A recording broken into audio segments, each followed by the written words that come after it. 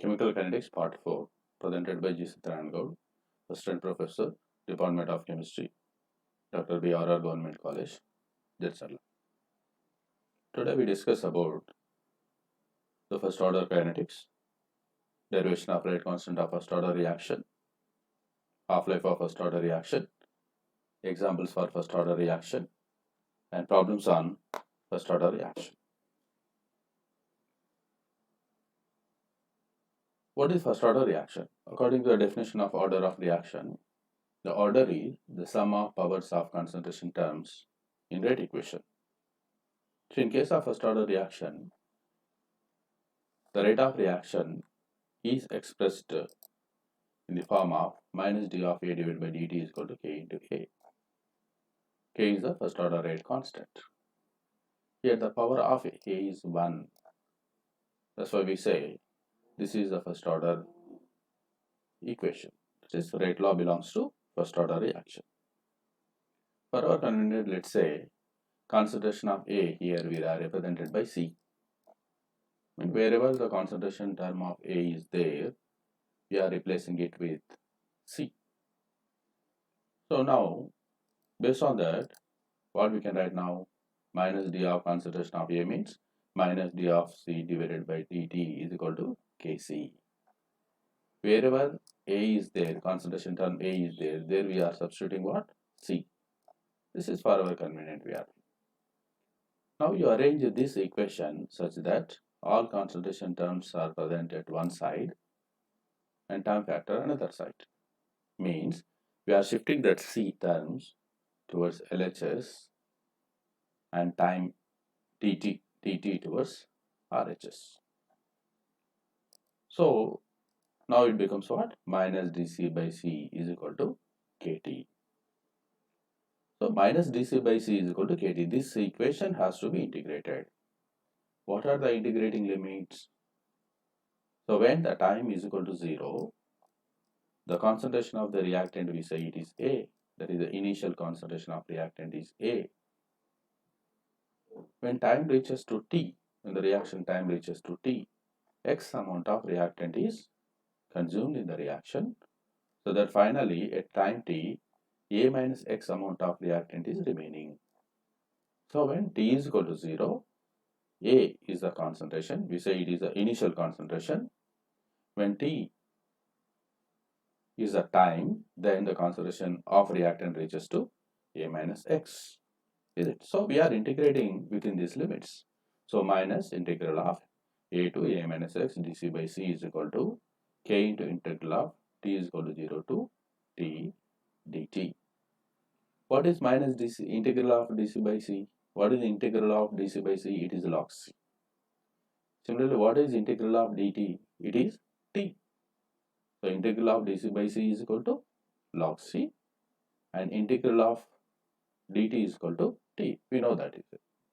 Now we see. So minus log c. What are the upper and lower limits? It is minus a minus x is the upper, a is the lower. Similarly, k into t. This log c is obtained for integration of that is dc by c. This t is obtained for integration of that is dt. So here 0 to t are the limits, here a to a minus x are the limits. Now let you apply the upper and lower limits. We are applying the upper limit minus log of a minus x, means instead of that c, you have to apply these limits. So minus log a minus x minus lower limit log a, that is equal to k into t minus 0, means we get what? Kt. Okay, this we obtained after substituting the limits. So minus log a minus x, minus into minus becomes, this is plus, is it? Minus into minus, this becomes what? Plus. That's why this part becomes positive, where the remaining part becomes negative. This part becomes negative. So it is log a minus log b. So what is log a minus log b? Log a by b. That's why we write log a by a minus x is equal to kt, or k is equal to, so you remember here this logarithm ln is base e. Now we are converting it into base 10. When you are converting into base 10, what we get? We have to get log of here. So mistake is the log of.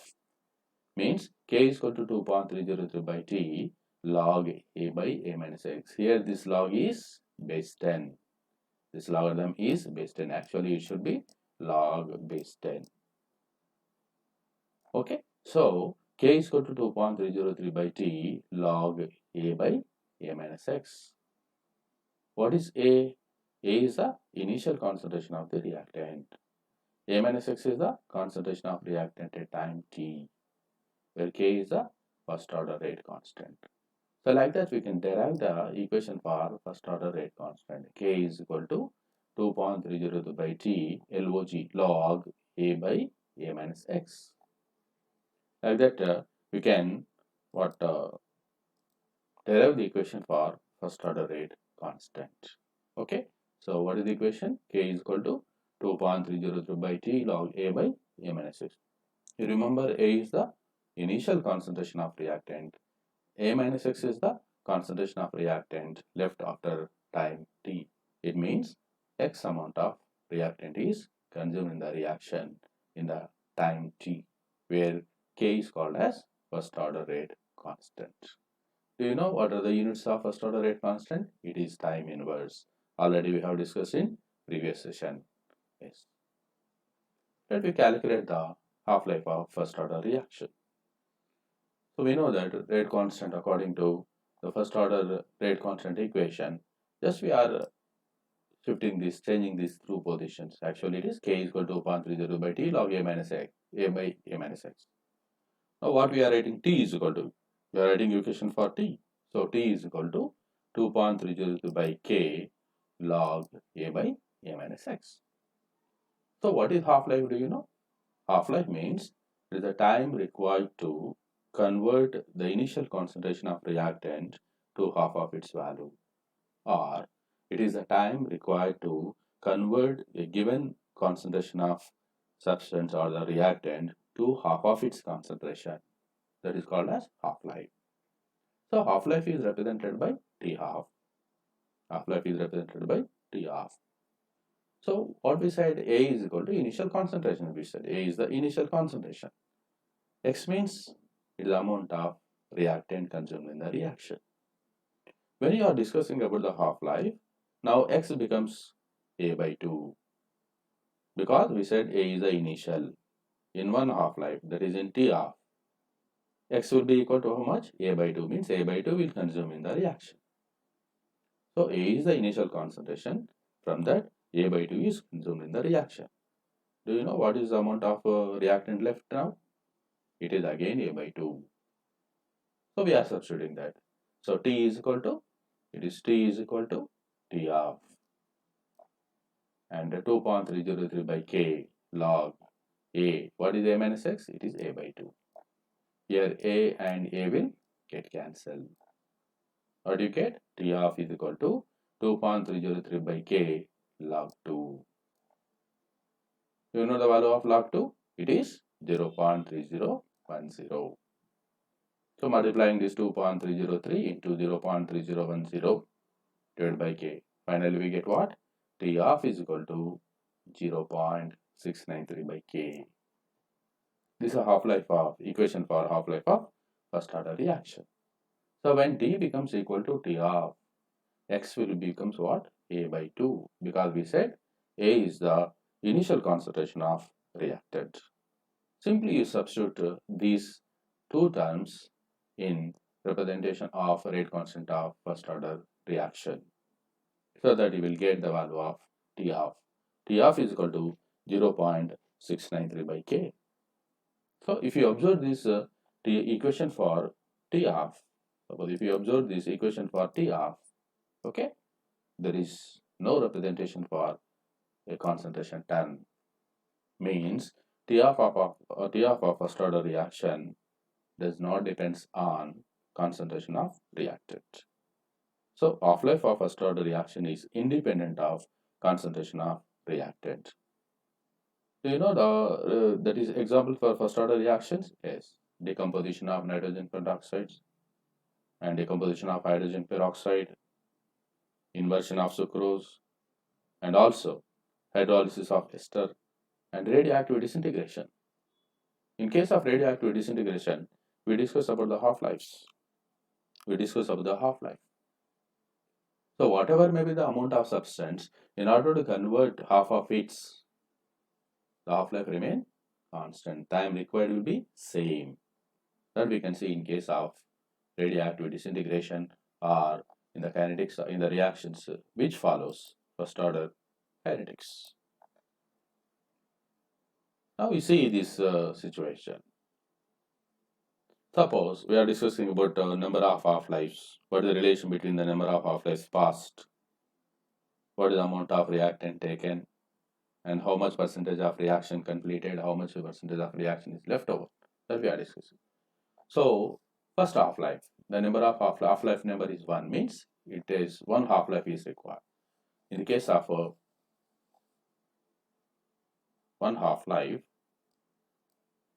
yes, 1 half-life, we are saying the initial concentration is A. Initial concentration taken as A. After first half-life, what happened? Half of will be consumed, means A becomes A by 2. What is the remaining concentration? Again A by 2. A by 2 is consumed, and A by 2 will be left over. Means 50% reaction is completed and 50% reaction is remaining. This is left over. So 50% reaction is completed in 1 half-life. Again, another 50% of reaction will be left over in the 1 half-life. You see about the second 2 half-lives. In 2 half-lives, what happened? In 2 half-lives, what happened? See, A by 2 becomes A by 4. A by 2 becomes A by 4. Means 3A by 4 amount of reactant will be consumed. 3 by 4th will be consumed. 1 by 4th of the reactant will be left over.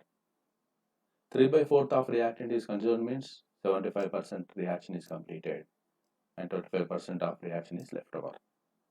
Means in first order reaction, in order to complete 75% of reaction, how many half-lives are required?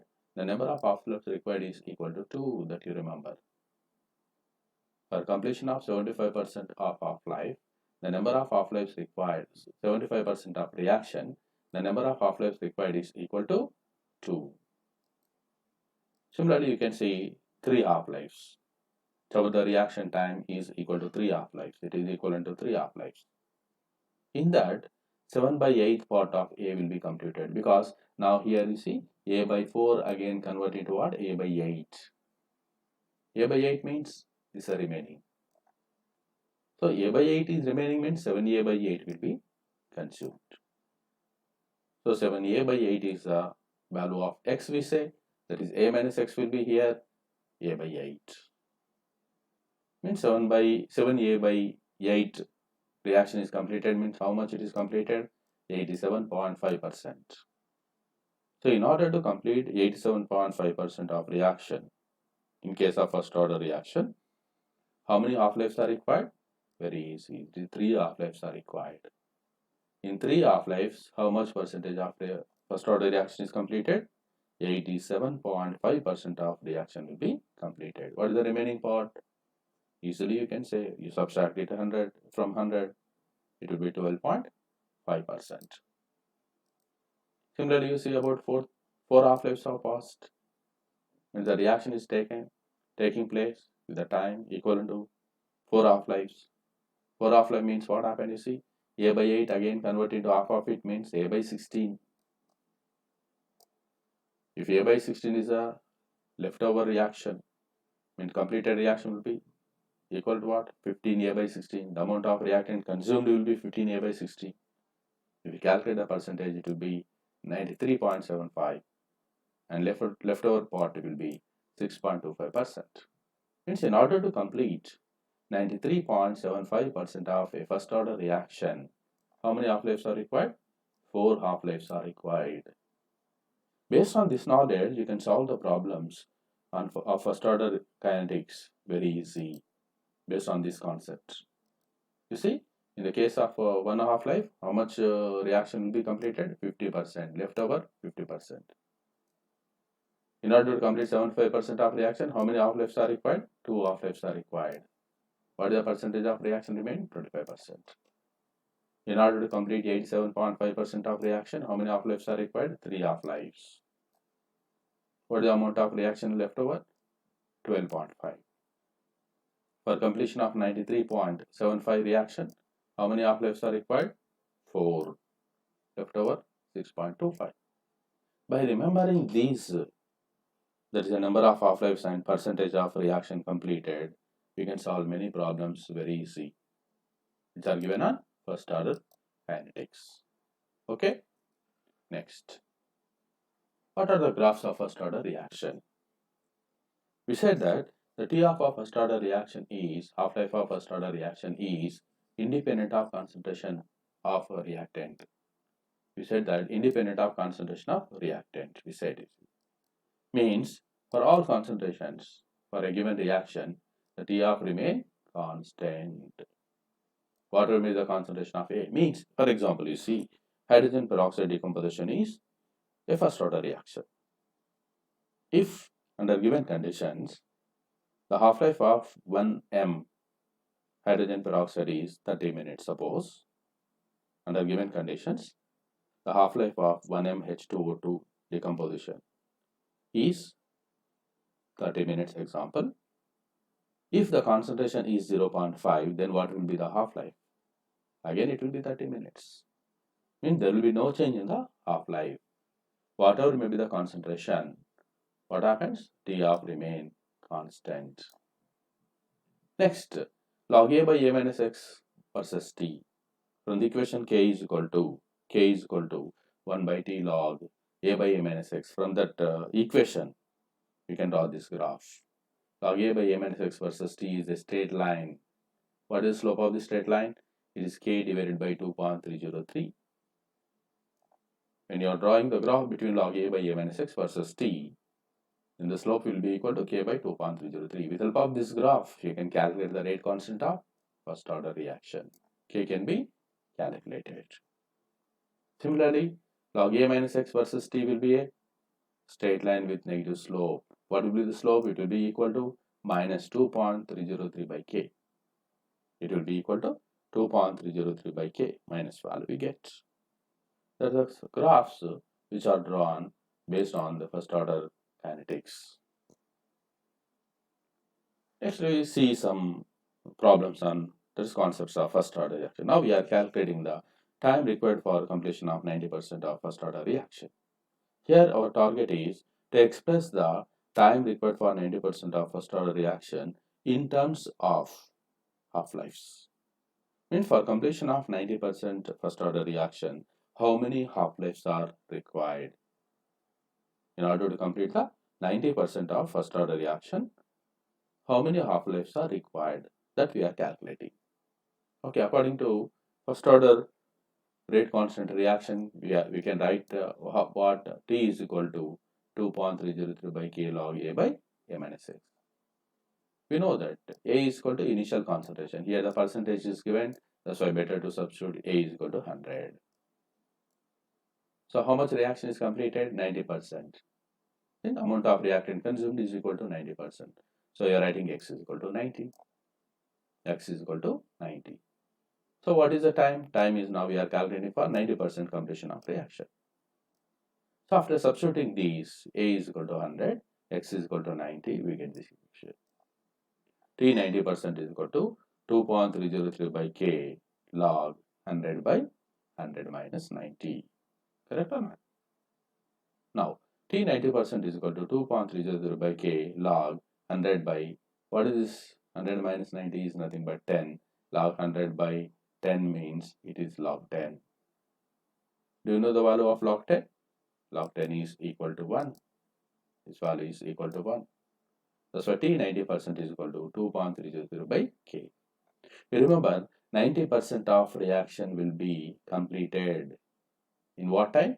2.303 by K time. Do you know the units of K? It is time inverse. Time inverse. So 2.303 by K, the time is required for completion of 90% of first order reaction. Now we are substituting this K, here we are substituting this K in terms of half-life. We are converting that. What is K? We know that K is equal to 0.693 by T of. Let's substitute instead of this. So instead of this, what you are substituting? K is equal to 0.693 by T of. Introduce it. So after substituting that, finally we get how much? T of T 90% is equal to 3.33 T of. Means for completion of 90% of first order reaction, 3.33 half-lives are required. 3.33 half-lives are required. That is a very important concept. For completion of 90% of half-life, 3.33 half-lives are required. Do you know in 3 half-lives how much reaction is completed? Just now we have discussed. It is 87.5%. Whereas in 3.33%, it is 90% of reaction will be completed. Similarly, you see about time required for 99% of first order reaction. Again, we are calculating, we are expressing this time in terms of what half-lives. So we are writing T is equal to 2.303 by K log A by A minus X. What is A again? 100 we substitute. Whenever percentage is given, better to substitute A is 100. And how much reaction is completed? 99%. Means we are saying 99% of reactant is consumed in the reaction. So A is equal to 100 and X is equal to 99 we are substituting. So then T 99% is equal to, let us substitute this 2.303 by K log 100 by 100 minus 99. 100 minus 99 is 1.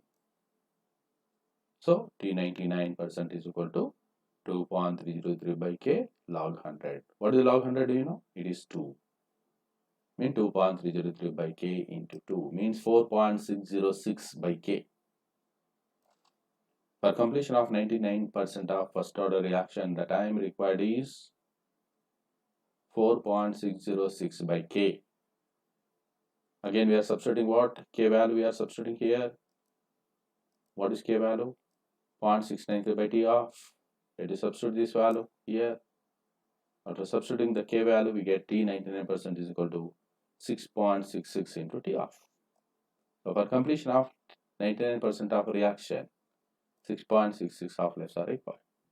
For completion of 90% reaction, just now we have discussed, it is 3.33 half-lives are required. But for 99%, it is 6.66 half-lives are required. Okay, next so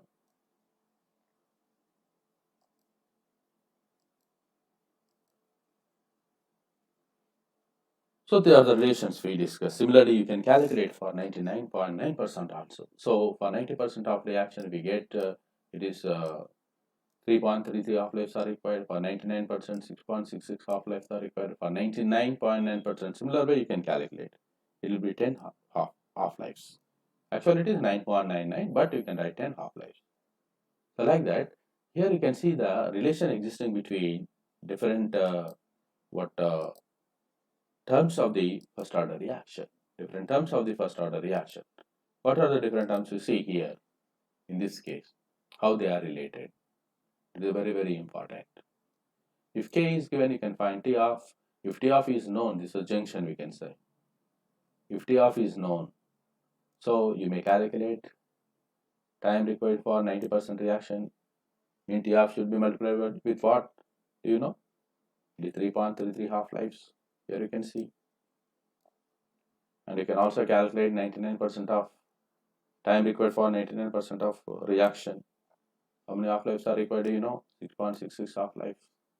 You can also calculate 99.9% of reaction. Time required for 99.9% of reaction. For this, 10 half-lives are required. So like this, when K is given, you can calculate T of. What is the formula? 0.693 by T of. So when you know the T of value, so that you can calculate the time required for 90%, time required for 99%, time required for 99.9%.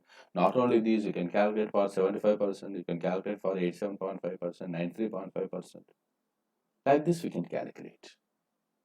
Okay, that is problems will be given on this in competitive examinations. It's very easy to solve the problems if you have the clear concept about this T of is it. Next, let us see examples for first order reaction. What is the example? First one, decomposition of hydrogen peroxide. The decomposition of hydrogen peroxide takes place like this. H2O2 gives H2O plus O, and this is a slow reaction, whereas O plus O gives O2. It's a fast reaction. Two steps are involved in this. We say they are the elementary reactions. Elementary reactions. Two elementary reactions are there. So how we study the kinetics of hydrogen peroxide? The reaction mixture which is containing the hydrogen peroxide will be titrated against what? Potassium permanganate solution at definite time intervals. Potassium permanganate at definite time intervals. You know the reaction which takes place between the hydrogen peroxide and potassium permanganate.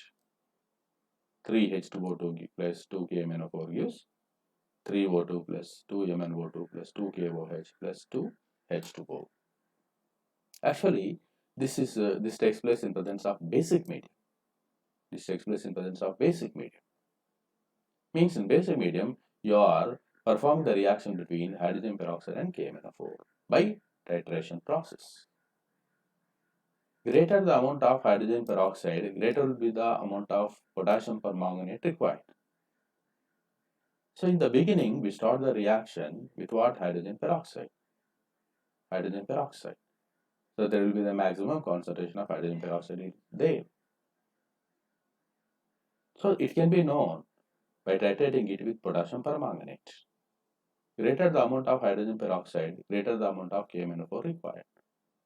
So the initial concentration of hydrogen peroxide will be equal to the initial titer value, that is the volume of KMnO4 which is taken or recorded at T is equal to 0. So we say that is A, the initial reading. When T is equal to 0, we take some hydrogen peroxide sample in a conical flask and titrate against KMnO4. That reading will use A. As the time proceeds, the concentration of hydrogen peroxide gradually decreases. The amount of hydrogen peroxide gradually decreases. So amount of KMnO4 required will be also becomes less. Gradually it also decreases. Means the volume of KMnO4 gradually decreases with the time.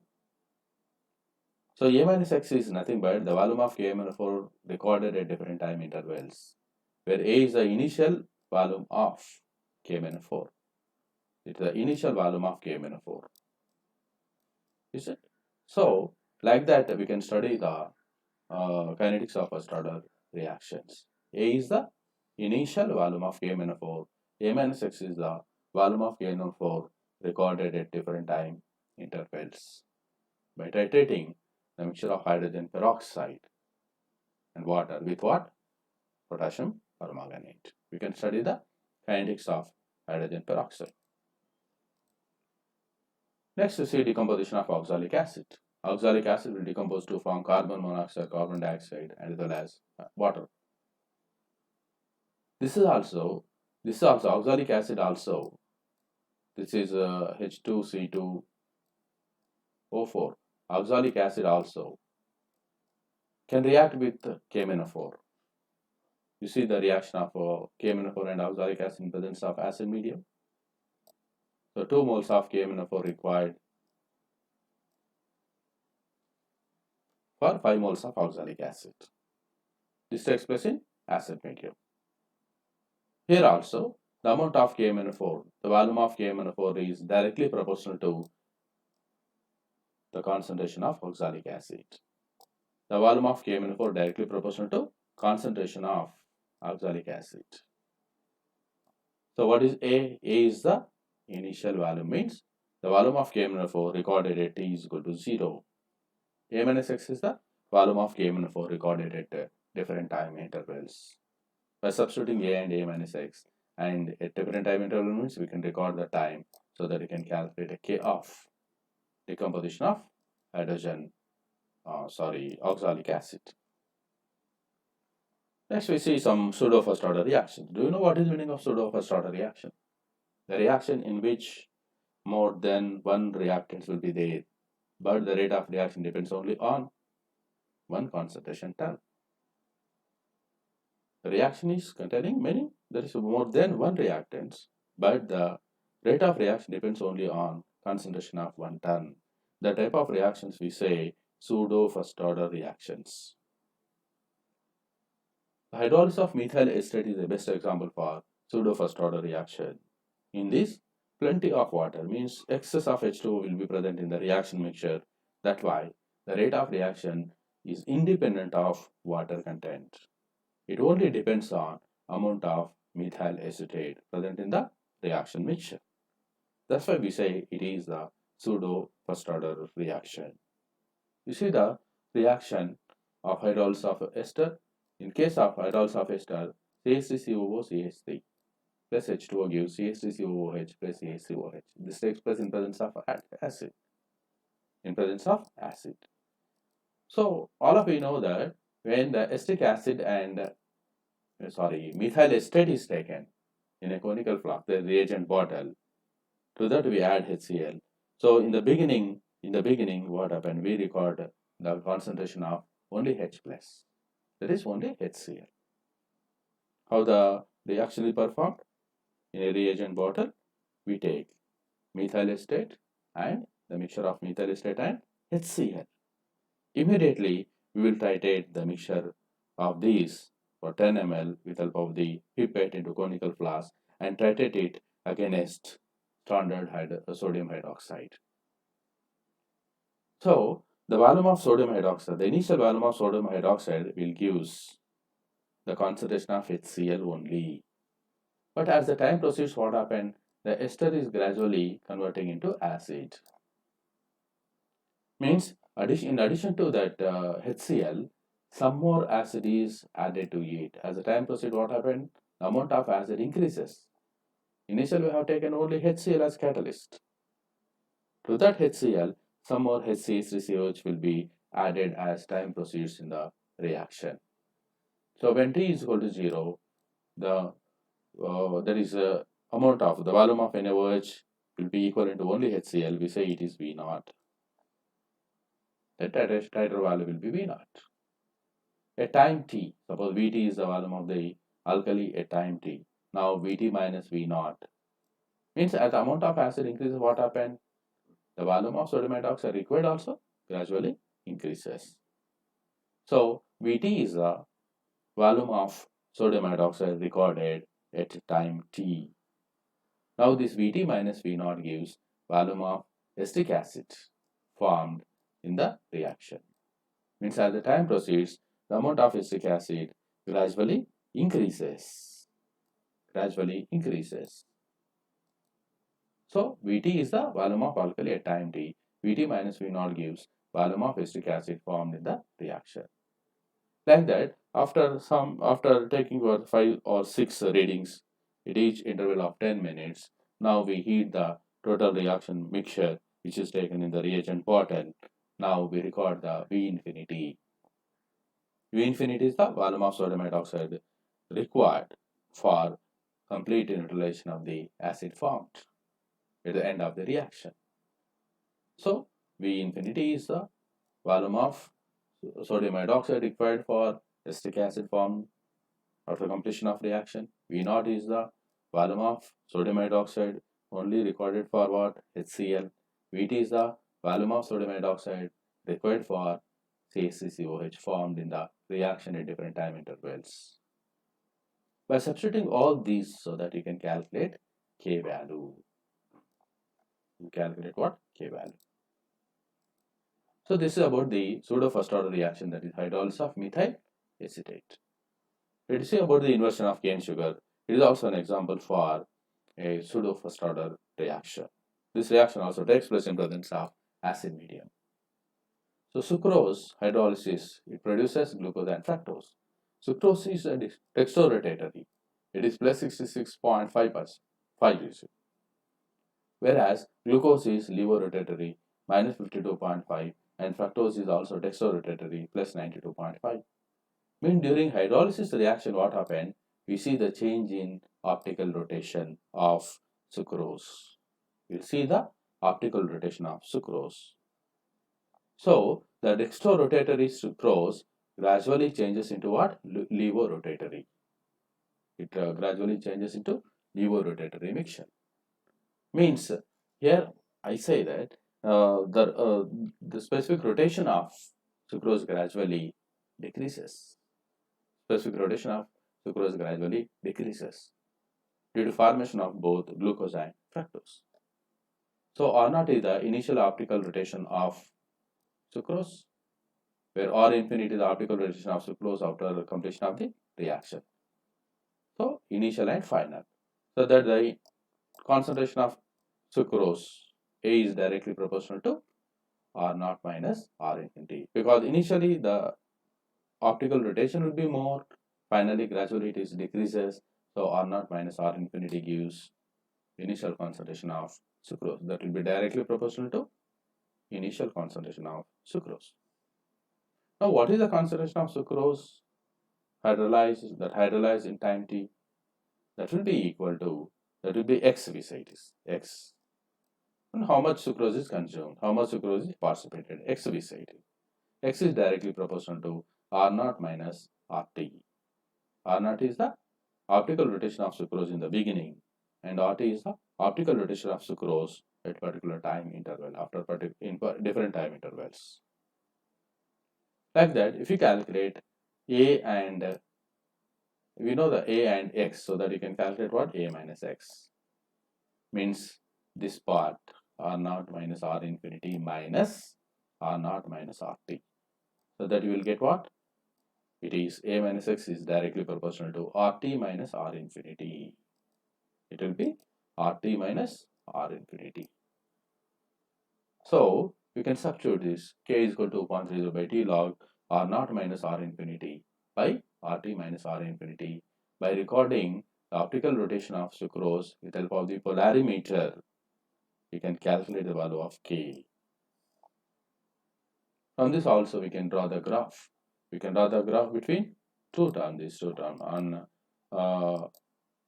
y-axis log R naught minus R infinity by RT minus R infinity on y-axis, on x-axis time, so that it will be y is equal to mx, it will convert into y is equal to mx form.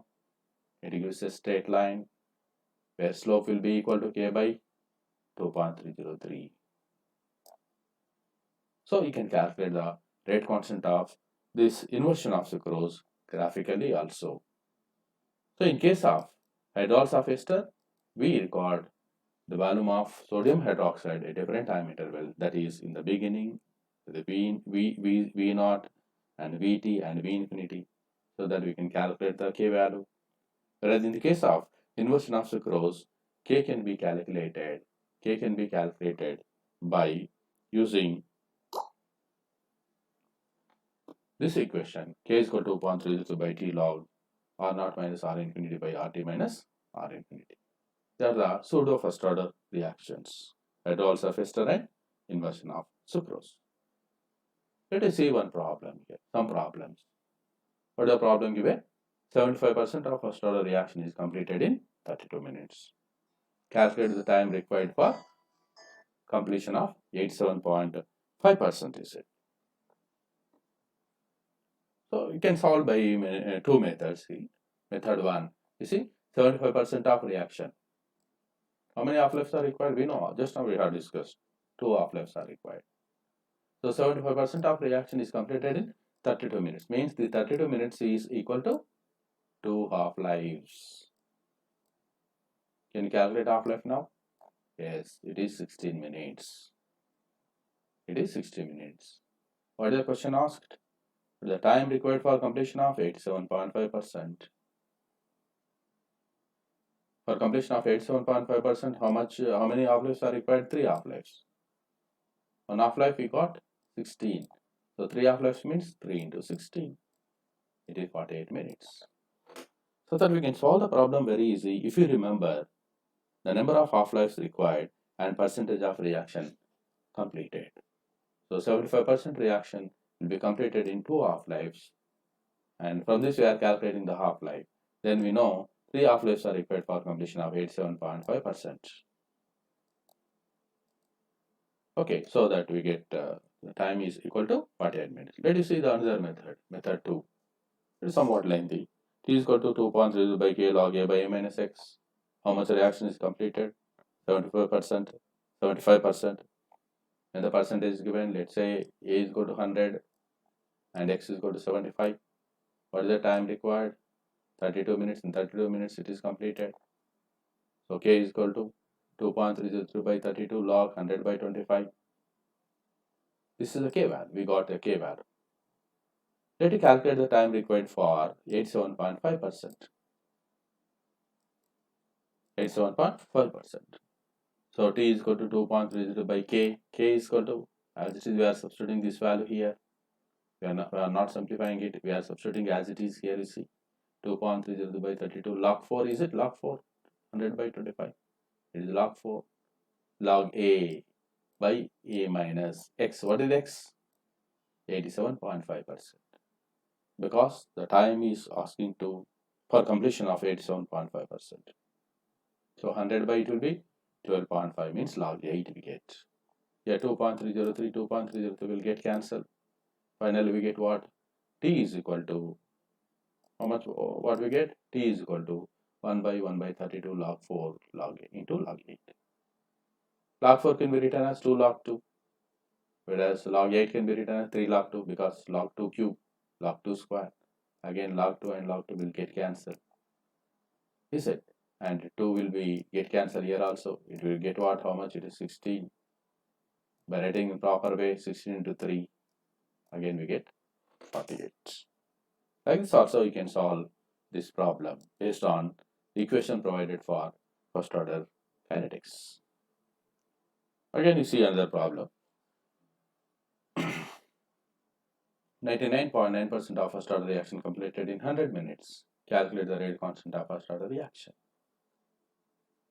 So how many half-lives are required for 99.9% of first order reaction? 10 half-lives. Because if you calculate the half-life, so that you can calculate K.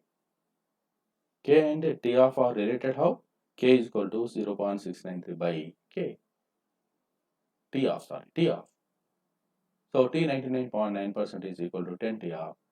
So what is the amount or time required for 99.9% of reaction? 100 minutes, that we are substituting. 100 is equal to 10 T off. One half-life is 10 minutes. So this is reverse, is it? Sorry. So half-life is reverse. Now you calculate K value. The K is equal to, how much? K is equal to 0.693 by 10 minutes. So K will be equal to 0.0693 minute inverse. K is equal to 0.0693 minute inverse. Like this, you can solve the problems very easy.